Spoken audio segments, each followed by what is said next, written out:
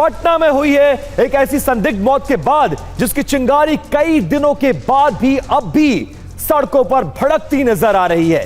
NEET छात्रा की मौत के बाद इंसाफ के लिए आज पटना की सड़कों पर जन सैलाब उतर गया।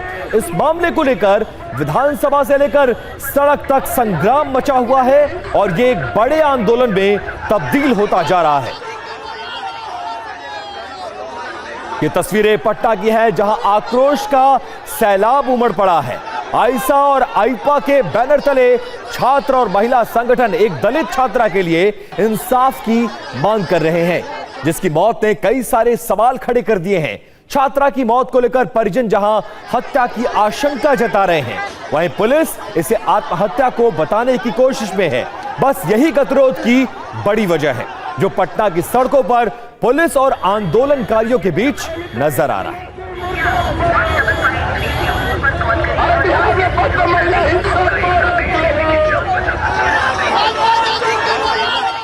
तो पटना के जेपी गोलंबर पर प्रदर्शनकारियों को रोकने के लिए पुलिस की भारी तैनाती थी और देखते देखते शांतिपूर्ण प्रदर्शन धक्का मुक्की और हंगामे में बदल गया।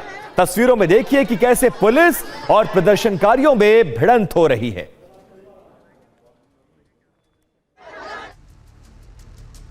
और पटना में कैसे हालात बेकाबू हो गए, ये आपको दिखाने की कोशिश करते हैं। पुलिस और प्रदर्शनकारियों के बीच तीखी नोकझोंक शुरू हो गई। आक्रोशित प्रदर्शनकारियों ने पुलिस द्वारा लगाए गए सुरक्षा घेरे को तोड़ते हुए वो बैरिकेडिंग हटा दी और पुलिस प्रशासन को स्थिति को नियंत्रित करने के लिए काफी मशक्कत करनी पड़ी। मौके पर तनावपूर्ण स्थिति बनी हुई है और भारी पुलिस बल को तैनात किया गया है।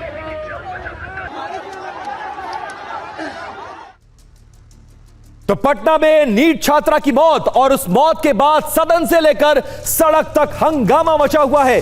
लोग छात्रा के लिए इंसाफ की मांग कर रहे हैं और भारी प्रदर्शन बिहार की राजधानी पटना की सड़कों पर हो रहा है। बिग वॉल पर कुछ तस्वीरें आपको दिखाना बहुत ज्यादा जरूरी है। ये देखिए, ये आज ये सब कुछ पटना में हुआ है। पहले इस तरह से छात्र इकट्ठा होकर बैनर साथ लेकर आगे बढ़ते रहे। पुलिस ने इनको रोकने के लिए पूरा इंतजाम कर रखा था, लेकिन पुलिस के इंतजाम नाकाफी नजर आए जब ये लोग इस बैरिकेडिंग पर चढ़ गए और देखिए वो बैरियर उठा लिए जो पुलिस ने इनको रोकने के लिए लगा रखा था, उसको उठाकर उल्टा पुलिस के पास, पुलिस के ऊपर फेंकते नजर आए और ये मांग करते नजर आए कि उस छात्रा को इंसाफ चाहिए। अब आपको बताते हैं कि जिस नीट छात्रा को लेकर इस कदर हंगामा बरपा है, आखिरकार वो मामला क्या है, पटना में क्यों सदन से लेकर और सड़क तक संग्राम मचा हुआ है, उसको जान लीजिए। ये हंगामा क्यों बरपा है, वो मामला क्या है, जानिए। पटना के हॉस्टल में बेहोश मिली थी छात्रा और बाद में इलाज के दौरान उसके अस्पताल में मौत हो जाती है। 6 जनवरी को छात्रा को बेहोशी की हालत में पाया गया था। पोस्टमार्टम और फॉरेंसिक रिपोर्ट में यौन उत्पीड़न के पूरे सबूत सबके सामने थे। जांच में पारदर्शिता और निष्पक्षता को लेकर तब से लेकर अब तक सवाल खड़े हो रहे हैं। जिस शंभू गर्ल्स हॉस्टल का मामला था उस पर भी कई सवाल हैं। बिहार सरकार ने सीबीआई को जांच सौंपने की सिफारिश भी कर दी है। आरोप है कि पुलिस मामले को दबाने की कोशिश में थी और इस पूरे मामले में इंसाफ नहीं किया जा रहा है। अब देखिए, न्यूज काउंटर में बिहार से ही दूसरी खबर ले रहे हैं क्योंकि बिहार विधानसभा में आज जमकर हंगामा हुआ है। बिहार विधानसभा के बजट सत्र में आज उस वक्त मर्यादा की सीमाएं टूट गई जब सदन की कार्रवाई हंगामे की भेंट चढ़ गई। विपक्ष के तेवर और सदन में उनकी नारेबाजी इस कदर बढ़ी कि सभापति को कड़ा रुख अख्तियार करना पड़ा।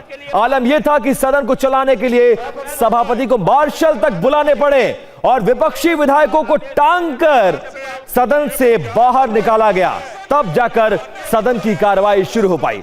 आरजेडी और अन्य विपक्षी दलों ने हंगामा शुरू कर दिया। सभापति अवधेश नारायण सिंह बार बार विधायकों से अपनी सीट पर बैठने की अपील करते रहे, लेकिन जब बात हाथ से निकल गई तो उन्होंने सख्त लहजे में मार्शल आउट का आदेश दिया। साथ ही हंगामा करने वाले विपक्षी विधायकों को 1 दिन के लिए निलंबित भी कर दिया है।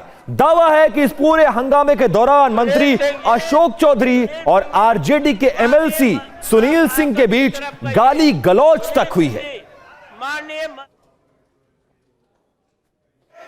आप बाहर जाए, आप लोग बाहर जाए, दिन भर के लिए बाहर। सुनील सिंह जी माननीय, आप आसन की तरफ गइए, आप बाहर जाए, आप लोग बाहर जाए, दिन भर के लिए बाहर जाए। सभापति महोदय, हम इतना कहना चाहेंगे कि मार्शल को आदेश दिया जाता है कि सबको आउट कीजिए। ये लोग क्या कर रहे हैं? ये लोग माननीय उच्च सदन के सदस्य का क्या, ये कौन सा तरीका है? ये ऐसे संचिका फेंक करके मारना चाहा और गाली गलौज की भाषा पे उतर गए और इस तरह का उनका आज का बर्ताव था कि रोड छाप जो पॉकेटमार होता है, टपोरी होता है, उसका भी ऐसा बर्ताव नहीं होगा जिस तरह माननीय मंत्री जी का था। वो हमारे पास आ गए, ट्रेजरी बेंच में मेरे पास आकर तू मैं करने लगे, गाली गलौज असंसदीय भाषा का प्रयोग किया और उंगली दिखा करके हमको चिन्हित करने का। अब आपको समझना यह जरूरी है कि आखिरकार यह पूरा हंगामा क्यों हो रहा है, सदन में स्पीकर को मार्शल आउट का आदेश क्यों देना पड़ा। देखिए, सदन के भीतर मंत्री अशोक चौधरी और एमएलसी सुनील सिंह के बीच विवाद इतना ज्यादा बढ़ गया कि मामला गाली गलौज तक जा पहुंचा। हंगामे की पहली बड़ी वजह मंत्री अशोक चौधरी द्वारा पूर्व मुख्यमंत्री राबड़ी देवी पर दिया गया विवादित बयान रहा, जिससे विपक्षी दल आग बबूला है। सड़क से लेकर सदन तक नीट छात्रा की मौत का मुद्दा छाया रहा। विपक्ष ने सरकार को घेरते हुए तुरंत इस पर जवाबदेही तय करने की मांग की। सदन की कार्रवाई में बाधा डालने और उग्र व्यवहार के चलते विपक्षी विधायकों को निलंबित किया गया है। आप आसन की तरफ गइए। अब न्यूज काउंटर में खबर को बदलने जा रहे हैं और बात करने जा रहे हैं जातीय हिंसा की। एक बार फिर से मणिपुर जलता हुआ नजर आ रहा है। मणिपुर में एक बार फिर से हिंसा की आग में झुलसता हुआ दिखाई पड़ रहा है। उखरुल जिले के लिट्टन गांव में मंगलवार तड़के गोलियों की तड़तड़ाहट से सुबह का सन्नाटा टूटा। लोग नींद से जागे तो चारों तरफ डर और अफरा तफरी का माहौल था। कई घंटों तक लगातार फायरिंग की आवाजें सुनाई देती रहीं। ग्रामीण अपने घरों से बाहर निकलने की हिम्मत तक नहीं जुटा पा रहे थे। देखते ही देखते कई घरों में आग लगा दी गई। धुएं के गुबार से आसमान काला हो गया। पूरा इलाका युद्ध क्षेत्र जैसा नजर आने लगा।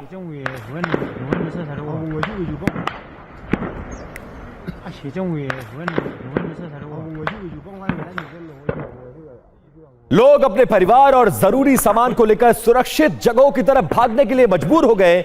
उखरुल जिले के हालात ने एक बार फिर से मणिपुर के हालात को नाजुक कर दिया है। अभी तक 30 से ज्यादा घर आग की लपटों में स्वाहा हो चुके हैं। इस घटना ने स्थानीय लोगों के मन में भय पैदा कर दिया और कई परिवार ऐसे हैं जो बेघर हो गए हैं। महिलाएं और बच्चे सबसे ज्यादा प्रभावित हुए हैं और लगातार हो रही हिंसा के कारण सामान्य जनजीवन पूरी तरह से ठप पड़ चुका है। अब देखिए, मणिपुर एक बार फिर से क्यों सुलग रहा है, इस बार आग क्यों भड़की है, ये चिंगारी क्यों रह रहकर शांत नहीं हो रही है। और बिग वॉल में जो तस्वीरें हम आपके लिए लेकर आ रहे हैं वो तस्वीरें आपको बहुत ज्यादा हैरान कर देंगी।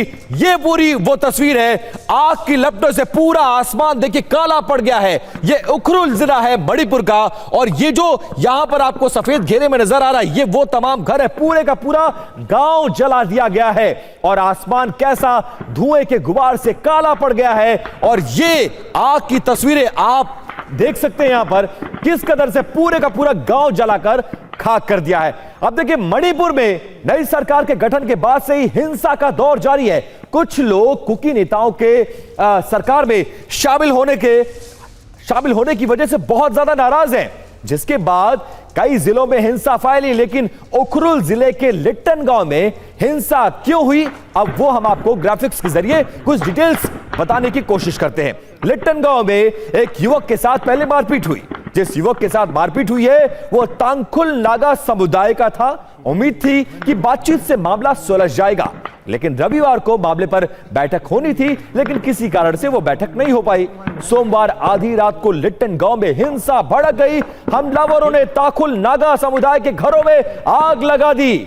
जवाब में दूसरे समुदाय के घरों पर भी हमले शुरू हो गए।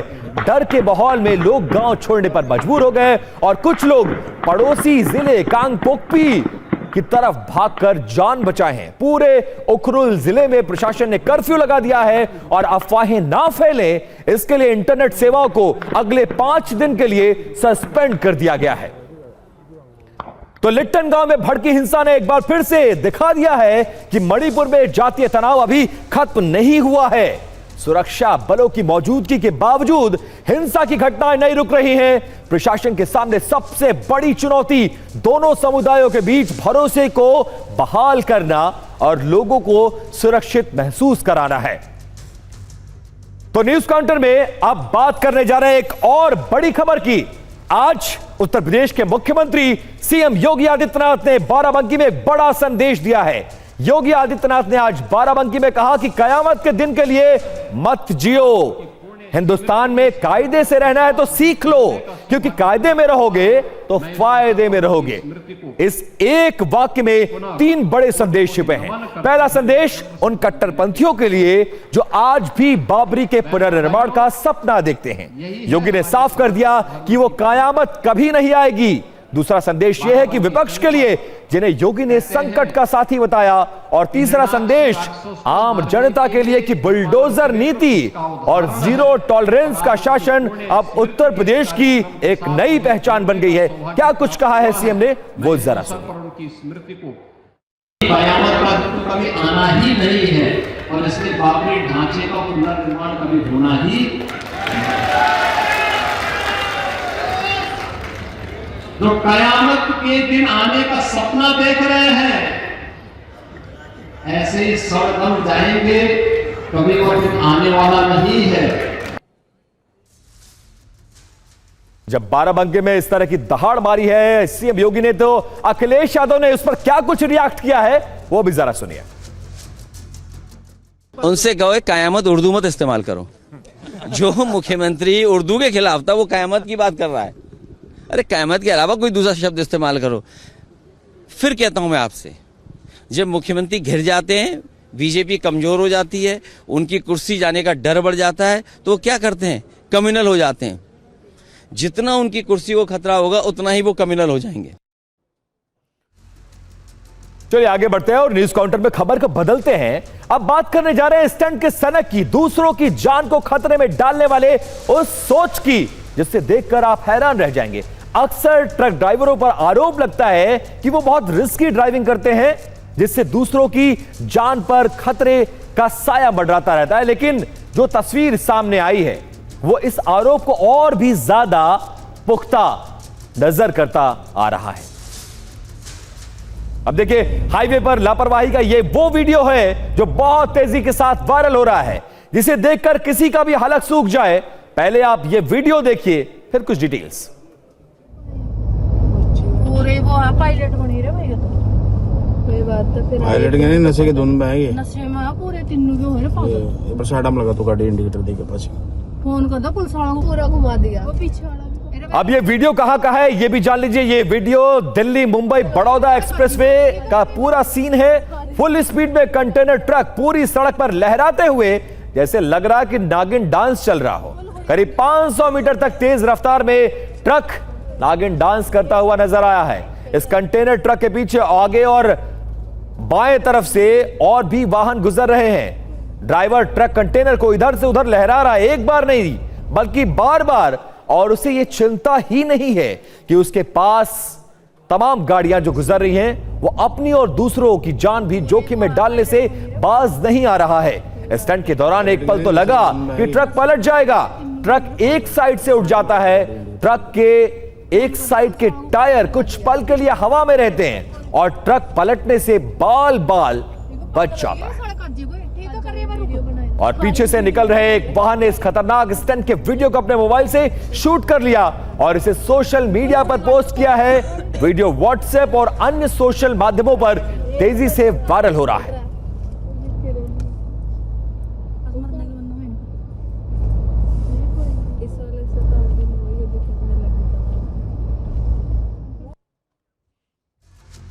अब सड़क पर नागिन डांस करने वाला ट्रक को बिग वॉल पर हम आपको इस वीडियो को दिखाते हैं और देखिए, ये वीडियो आपको हैरान कर देगा। और वो आरोप जिसकी चर्चा हम बार बार कर रहे हैं कि ट्रक वाले रिस्की ड्राइविंग करते हैं, ये बार बार कहा जाता है, लेकिन उसका जीता जागता सबूत दो तस्वीरें हम आपको दिखा रहे हैं। मेरे दोनों तरफ आपको तस्वीरें नजर आएंगी। इस तरफ आप देखेंगे यहां ये ट्रक चल रहा है, इसके आगे वाला ट्रक पहले इस तरह से लहराता है और उसको ये ट्रक कॉपी करता है। अब जो लाल घेरे में ट्रक आ रहा है इस तरह से कॉपी करता है। ये दोनों ट्रक इस तरह की कलाबाजियां नेशनल हाईवे पर दिखाते हैं और आप सोचिए कि इनके आगे पीछे दाएं बाएं चलने वाले लोगों का क्या हाल होगा। अब आपके लिए बिग वॉल पर ये खतरनाक स्टंट को डिकोड करने वाला जो वीडियो है वो हम आपको दिखाते हैं। ये स्टंटबाजी के दो वीडियो सामने आए हैं, एक वीडियो आपने देखा और दूसरा भी वीडियो देखिए। इस वीडियो में ट्रक कंटेनर नजर आ रहा है, दोनों ही ट्रक स्टंट कर रहे हैं, चाहे ये वाला हो या फिर ये वाला हो। ये मामला 3 फरवरी की शाम करीब 4 बजे का है। इस वीडियो में भी दोनों ट्रक कंटेनर हाईवे पर चलते दूसरे लोगों की जान को खतरे में डाल रहे हैं। ट्रक का स्टंट करते हुए वीडियो सोशल मीडिया पर वायरल है। हरियाणा पुलिस की टीम ने वायरल वीडियो को संज्ञान में लिया और इस पूरे मामले की जांच की शुरू कर दी है और ट्रक ड्राइवर को गिरफ्तार भी कर लिया गया है। तो इस मामले में जब पुलिस एक्शन में आई तो रोड पर स्टंटबाजी कर रहा ट्रक ड्राइवर घुटनों पर आ गया। वो कान पकड़कर माफी मांगता नजर आया। देखिए जरा। सर मेरे से गलती होगी, गलती की माफी दी जाए। मैं इस गाड़ी का ड्राइवर हूँ जी, HR47 D6108 महावीरा गाड़ी है जी। कभी जिंदगी में गलती नहीं हुई जी, पहली बार गलती हुई जी मेरे से बड़ा रोड पर। मैं उसके लिए गलती की माफी मांग रहा हूँ जी। अब हाईवे पर ट्रक से स्टंटबाजी की तस्वीर ने सड़क सुरक्षा के मुद्दे पर एक बार फिर से नई बहस को जन्म दे दिया है। अब खबर को बदलने का वक्त हो गया है और एक बार आपको ले चलते हैं कानपुर, जहां दो बड़ी खबरें हैं कानपुर से और दोनों खबरों ने देश को बहुत ज्यादा हैरान कर दिया। न्यूज काउंटर में अब बात रईसों के अपराध पर कानून से आंख मिचोले की। कानपुर में कल लैम्बोर्गिनी ने 6 लोगों को कुचला था। उस पूरे मामले में अभियुक्त है शिवम मिश्रा। यह बात स्थानीय और राष्ट्रीय स्तर पर हर मीडिया चैनल और अखबारों की सुर्खियों में है। खास बात यह है कि पुलिस भी अब मान रही है, ऑफिशियल स्टेटमेंट है कि शिवम मिश्रा ही हादसे के दौरान गाड़ी को चला रहा था। मगर शिवम का रसूखदार और अमीर परिवार इस कोशिश में है कि किसी भी तरह से इस पूरे मामले को ठंडे बस्ते में डाल दिया जाए और कानून के खिलाफ अय्याश बेटे को कवर फायर दिया जाए। इन सब के बीच एक सीसीटीवी फुटेज सामने आया है जिसमें कार शिवम की तरफ से चलाने का पूरा सबूत मौजूद है। यह घटना से ठीक पहले का सीसीटीवी है, लेकिन बड़ा सवाल यह है कि इसे ड्राइव कौन कर रहा था। इस सवाल के जवाब में शिवम के पिता और पुलिस के दावे अलग अलग हैं, वो जरा सुनिए आप। शिवम मिश्रा और ड्राइवर 2 लोग थे। मैं शुरू से कह रहा हूँ, गाड़ी ट्रायल लेने के लिए गया था, ट्रायल लेके लौटे, जब उसकी तबीयत खराब होने लगी तो ड्राइवर ने ब्रेक मारा, गाड़ी धीमी की, एक टेम्पो ने टक्कर मारी। सारी बात मैं मीडिया को बता चुका हूँ। जो कार ड्राइवर था उसका हमारी विवेचना में नाम आ गया, उसका नाम शिवम मिश्रा है। जैसे अभियोग पंजीकृत सुसंगत धाराओं के अंतर्गत किया जा चुका है। अब आपने सुना कि शिवम के पिता कह रहे हैं कि वो गाड़ी ही नहीं चला रहा था।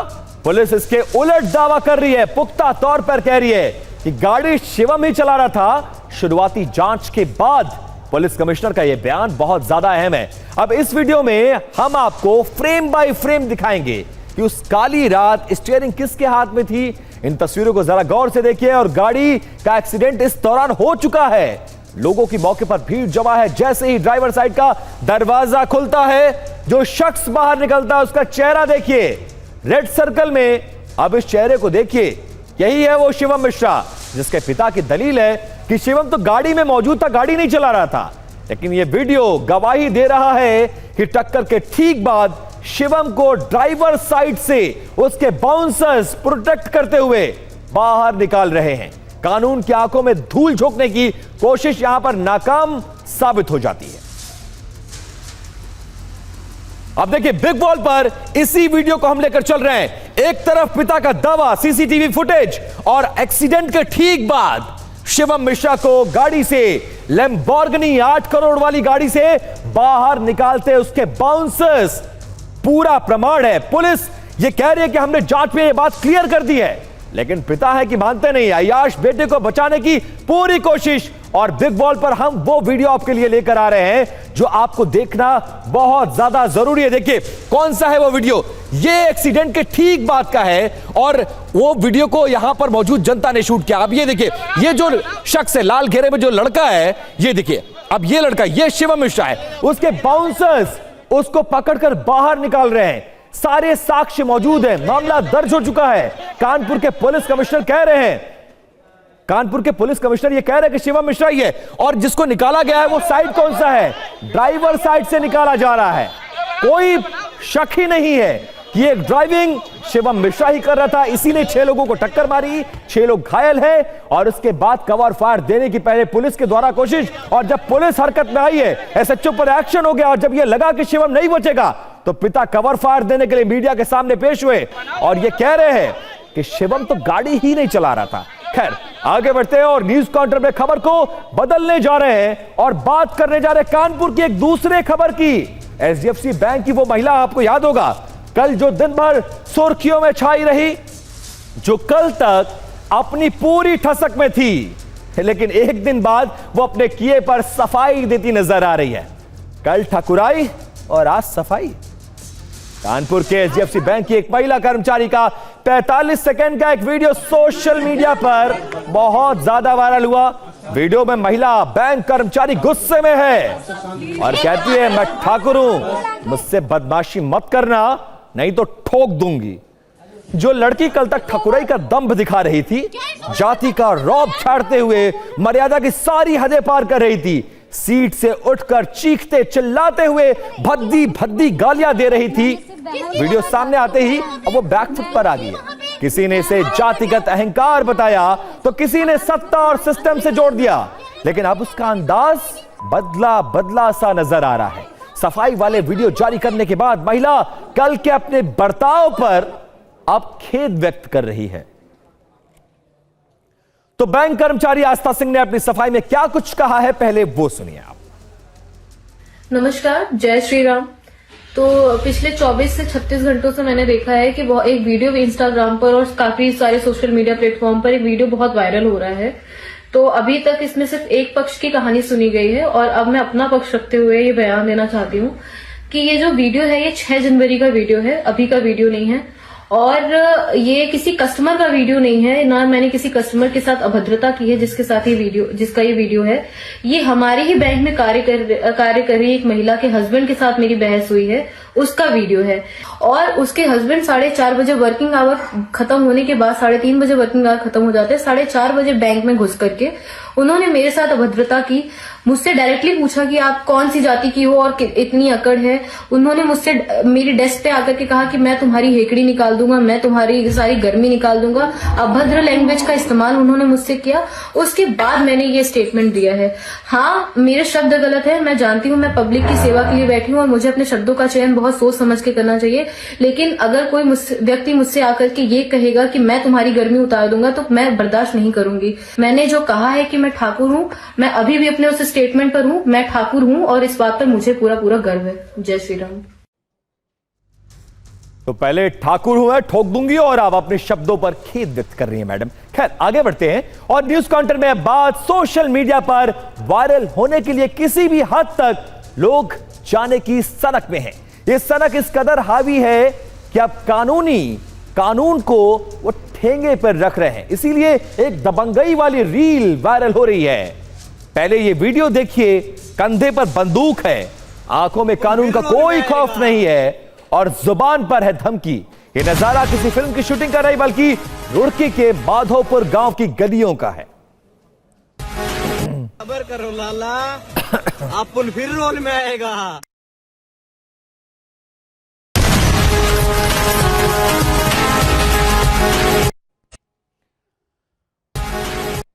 अब युवक ने फिल्मी स्टाइल में फायरिंग कर इलाके में दहशत फैला दी। वीडियो में दिख रहा युवक बेखौफ होकर दिन दहाड़े हवा में गोलियां दाग रहा है। हैरानी की बात यह है कि यह सब कुछ रिहायशी इलाके में हो रहा है, जहां लोग अपने घरों के बाहर मौजूद हो सकते थे। वहां इस तरह से सरेआम फायरिंग करना किसी बड़ी अनहोनी को दावत देने जैसा लगता है। सोशल मीडिया पर लाइक्स और फेम पाने के लिए इस कदर की सनक आज युवक को एक अपराधी की श्रेणी में खड़ा कर दिया है। तो देखिए, बंदूक वाली रील सामने आने के बाद कानून व्यवस्था पर सवाल खड़े हो रहे हैं।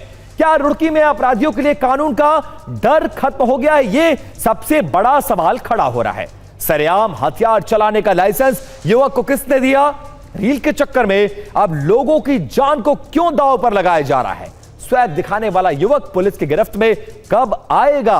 और स्थानीय लोगों में इस घटना के बाद भारी गुस्सा और डर दोनों है। वीडियो वायरल होने के बाद गंगनहर पुलिस इस पूरे मामले की जांच में जुट गई है और बड़ा सवाल यह है कि आखिरकार यह रीलबाज कानून की गिरफ्त में कब आएगा? तो न्यूज काउंटर में आप खबर को बदलते हैं, ले चलते हैं आपको राजस्थान, जहां पर दिल को दहला देने वाली तस्वीर आई और कैमरे में एक लाइव मर्डर कैद हो गया है। और यह शख्स जो आपको घेरे में नजर आ रहा है वो अब इस दुनिया में इस वारदात के बाद नहीं है, क्योंकि जहां आधी रात को लूट के लिए एक सराफा कारोबारी की हत्या कर दी गई, पूरी वारदात सीसीटीवी फुटेज इस वारदात की देखकर आपके रोंगटे खड़े हो जाएंगे। यह पूरा मामला नागौर जिले के बेड़ता सिटी का है। रात के करीब 12:30 बजे का वक्त है। ब्रह्मपुर इलाके में मौजूद ज्वेलर की दुकान में सब कुछ सामान्य है। पहले सराफा कारोबारी पंकज सोनी दुकान पर बैठे हुए हैं। दुकान में 2 मजदूर उनके साथ और काम कर रहे हैं और इसके अलावा 2 और लोग भी वहां पर मौजूद हैं। एक दरवाजे के पास खड़ा है जबकि दूसरा जमीन पर बैठा है। किसी को भी अंदाजा ही नहीं था कि एक पल बीतते ही जो अगले पल होने वाला है वो इतना विभत्स होगा। तभी दरवाजे के पास खड़े शख्स ने चाकू निकाला और सराफा कारोबारी पंकज सोनी पर हमला कर दिया। लगातार 2 चाकू के वार किए। तब जमीन पर बैठे शख्स ने भी, जो उसका साथी था, उसने भी चाकू निकाला और उनके साथ काम कर रहे मजदूरों पर हमला कर दिया। हमलावर चाकू से वार करते रहे और मजदूर बचने के लिए इधर उधर भागते रहे। मजदूरों और हमलावरों में गुत्थम गुत्थी भी हुई है, लेकिन हथियारों के सामने उनकी एक ना चली। और जब हमलावर सराफा दुकान में लूट की वारदात को अंजाम नहीं दे पाए तो भागते नजर आए, लेकिन तब तक बहुत ज्यादा देर हो चुकी थी। सराफा कारोबारी पंकज सोनी की मौत हो गई है, जबकि दुकान में मौजूद उनके साथ 2 कारीगर संदीप और संजय गंभीर रूप से घायल हैं। अब हमले की सूचना मिलते ही पुलिस के आला अधिकारी मौके पर पहुंचे और मामले की जांच को शुरू कर दिया है।